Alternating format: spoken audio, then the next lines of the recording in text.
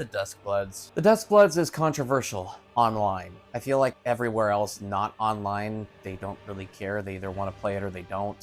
They have a Switch 2 or they don't, and that's the extent of the conversation. That's a topic for not another day because frankly, I just don't want to talk about it. What I do want to talk about though is what is the Duskbloods and the perspective of somebody like me who does not like PvP in any of the FromSoftware games and never have, playing it and having some honest thoughts on it. I love playing FromSoftware games and SouldBorne games and Souls-like games. I enjoy those games, mostly because of the environmental storytelling, and if they ever do throw in actual real story, I like that too. The gameplay is fine. I like the gameplay. It's challenging. That's cool and stuff, but I just like exploring these places and seeing these places and just the designs and what the team can make. In that regard, the Duskbloods just delivers. I love the map. I love the artistic design. I love the creation that they've done. I love the characters. They're all weird. And as normal, the music is just great. It's phenomenal. It is very, very, very FromSoftware. The big thing with this game is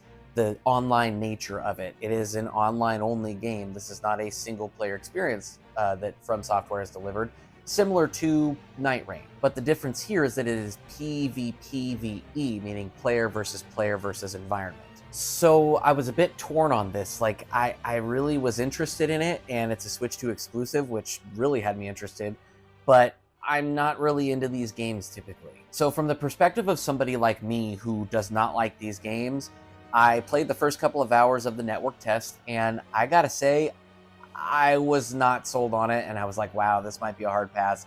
I think I'm done with the network test. After the first network test that I participated in for a couple of hours, I realized something. I couldn't get the game out of my mind. I couldn't get the characters out of my mind and the movesets and just thinking about it. I wasn't thinking like, oh, the meta, what if I did this and that and this? When I first played, I played it like a typical online PvP game or just an online game where you're matching against another team or another player or whatever. And I thought, that's what I don't like. So what is the E? What is the environment in this? Why am I against the environment where literally I would go in and these people would just start killing me? Before I give my revelation of what changed my perspective on this game, let me explain the game itself. Now, there's this other YouTuber, Oroboro, that I was turned on to a video of theirs for, it's like a 30-minute video about the Duskbloods, and it was like a preview. So they got to go out and play the game before it's released and play the network test before the rest of us got to play it. And it's a very, very, very helpful video. I recommend checking it out. I'm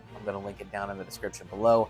Super helpful, and it kind of prepared me for the game. Now, that being said, the tutorials in the game do a good job, but not the greatest. Ouroboros' video really, really helped me understand. In this game, there are different phases, 4 in total. Well, technically 3 with a battle phase at the end. The first 3 are not necessarily PvP. There can be player versus player here. There can be those solo interactions or get other players involved and then they start attacking and it's just a group affair. But really, you can play this how you want for the first 3 phases as long as you get these things called virtue points. Now, there are all different types of virtue points. It doesn't matter. They don't matter, like the types that they are, it doesn't matter.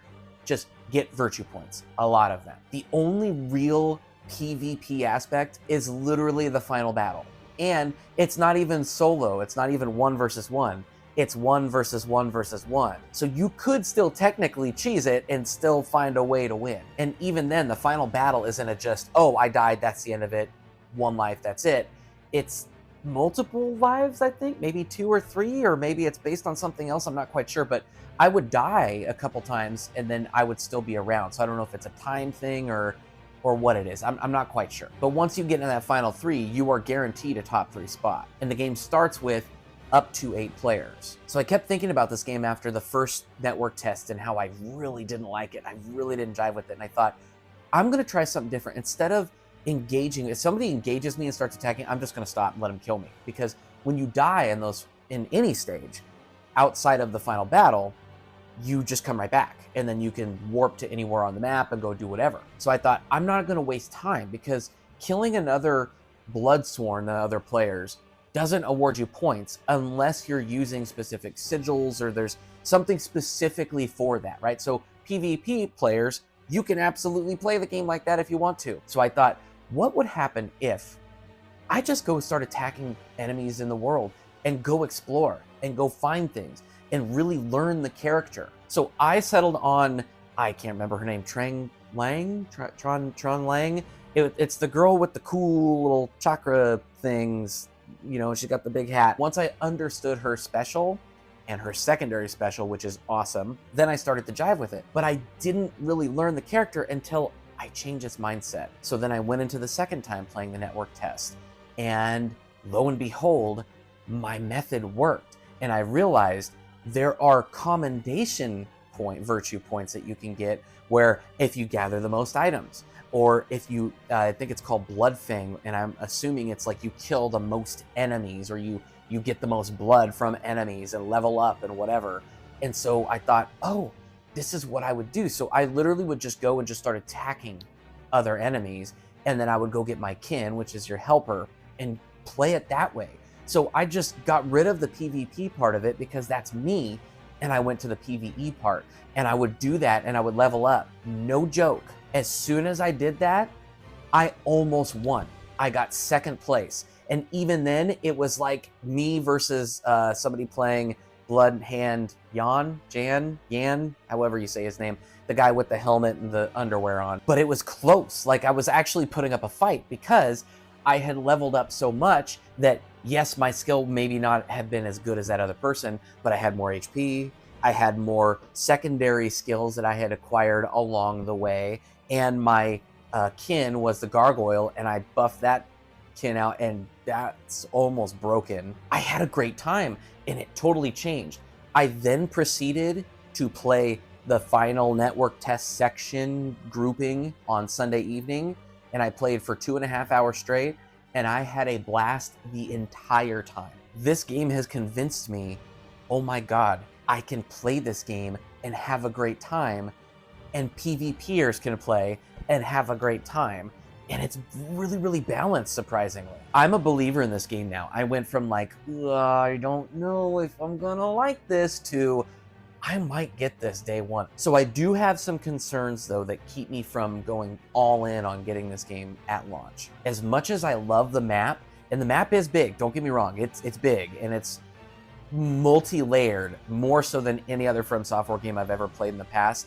Like, it's so cool being up to being like, oh, there's a giant ledge up there, I have to go around. No, you can literally just large jump and jump your way up and then continue on. It's super cool. So as much as I love the map and I love the look of it and the aesthetic and the layout and everything, I feel like after a certain amount of time playing the game, it's gonna get tiresome and repetitive, right? So I hope that maybe they alternate areas or change things up or add new areas down the road. I want them to add new things to help it keep it fresh. And maybe they do things like they add new special items, because there are special items in the game that do very special things, not just regular, like, here's a fire flask that you can throw out and stuff like that. They're bigger items that you can use to do more specialty things. Maybe more events could really help with this as well, where not just the same few events, or at least I only really experienced the same few events. So I don't know if that was because of the network test and they said only these events happen. I don't remember, I don't recall that. The character depth is actually really, really good. I'm surprised at how good it is. I only played 3 of the characters out of the 6 that were available in the network test. They said there's gonna be 8 total or 10 total or something. There's gonna be more that we don't know about. And I only got around to playing 3 and like really learning them, and even then, I really don't know how to play them yet. But I would like to see them add some characters down the road. I feel like there's gonna be a certain point where the sweaties come out and really just chase away people like me who are not PvPers or not like super, super hardcore into these games. I just want to have a good time. I love the aesthetics. I love the characters. This gameplay is by far my favorite of all the FromSoftware games. It's just like, it's snappy, it's good. The traversal, it's so good. It's very fun. But I feel like those people, those hardcore players, you know, exploiting the meta and developing all that, could potentially chase away people like me, where it's just not fun to play anymore. And we lose that aspect of even using the environment to try to be competitive. Really, my concern is, are they going to consistently update this thing regularly? Because if they can consistently update this game and just give little updates here and there and do little things throughout and keep things fresh and things to constantly change the meta for people like me who don't want to look this stuff up. I just want to boot up my game and play it. If they can continue to do that, this game could be something special. Now, as far as the exclusivity to Switch 2, maybe eventually it, comes to PC. I don't know if this will come to PlayStation and Xbox. And for those that are complaining, did Night Ring come to the Switch 2? Or the Switch? No, it didn't. I didn't hear complaints about that. Did Bloodborne go anywhere else? I mean, Sony just will not make a remaster of that game, so another topic for another day. My thoughts on it are this. I look at a game like Splatoon. Splatoon released on the Wii U. We all know the Wii U did not survive. That was not a good system overall as far as financials are concerned. Yet here we are at Splatoon 1, 2, 3, Splatoon Raiders. There's DLC for all of the Splatoon games. And we know Splatoon 4 is coming. We know it's coming. That is an exclusive, multiplayer-focused game that is on the Switch and the Switch 2. That survived. It sounds like Miyazaki, the guy from FromSoftware, really, like, this was his passion project, and he specifically chose Nintendo, and Nintendo chose to be part of this. If they can consistently update this game, I don't think longevity is going to be an issue. I really don't. Especially after playing it and experiencing it and having such a fun time with it from someone who does not play these games and does not like these games, this could be something special. Anyway, those are my thoughts on it. I've been turned into a believer. I'm like 90% of the way sold on this game. I just need that assurance that there's going to be updates and stuff consistently. So we'll see how that all turns out. Anyway, until next time, bye.